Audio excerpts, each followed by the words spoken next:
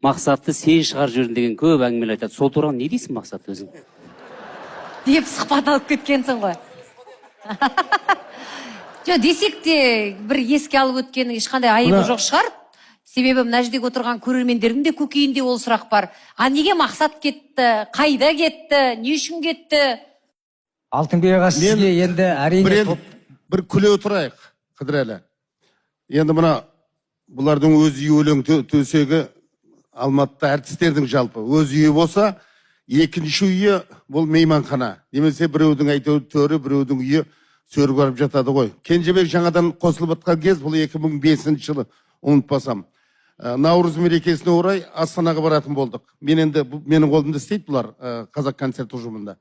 Содан билет алып, о жағына біз енді ықтияттымыз, ары қарай пойызға, қайтарға ұшақ қалдым, самолетті.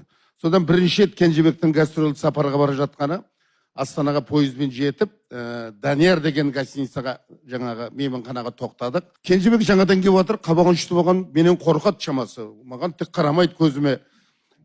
Содан келесі күні ұшуымыз керек. Содан бір күн бұрын Мейрамбек, Сәкен, бәріміз отырмыз.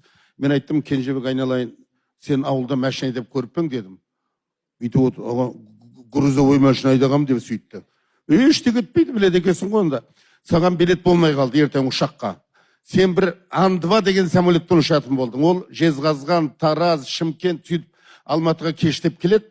Ана екінші оңбаған Наурыз мерекесі ғой. Қасындағы екінші отыратын жаңағы шофері деп қойдым. Шофері, летчик қой енді. Шофері бәле жаңағы Наурызда кішкене ішіп қойыпты. Оны енді алып тастаған екен, енді самолет ұшу керек. Сен соның қасына отырып, екінші жаңағы летчик болып ұшасың деп сөйтем. Оға мен самолетті қайтып ойдайым деді жаңағы. Сөйтсем, Мейрамбек айтады, қорықпа, көке маған талай самолет айдатқан. Анау екі педаль бар дейді. Сол жағын бассаң төмен кетеді, оң жағын бассаң жоғары кетеді дейді. Бұл қабағын шытып алған. Білмеймін көке, мен самолет айдап көргем жоқ. Сәкен айтады, көке, Кенжебек тауырғымай қойыңшы, мен ақ сол самолетпен барайыншы. Ой, билет айырбастауға болмайды, іштеге жоқ, іштеге жоқ. Ана қасында отқан летчик саған айтып отырады деймін ғой. Содан келесі күн таңертең ұшуымыз керек қой. Таң атқан ұйықтамапты ғой, жаңағы. Мен қалай самолет айдайым, қалай енді, мен шынында таңғалатын нәрсе ғой. Ауылдың баласы, ауылдан келген. Содан аэропортқа келдік. Айтқан жоқ әлі. Аэропортқа кірдік дағы, қайтадан шығып, Кенжебек шүйінші, саған билет табылды дедім ғой. Орнынан 5-6 рет секіріп кетті, қуанғанымда.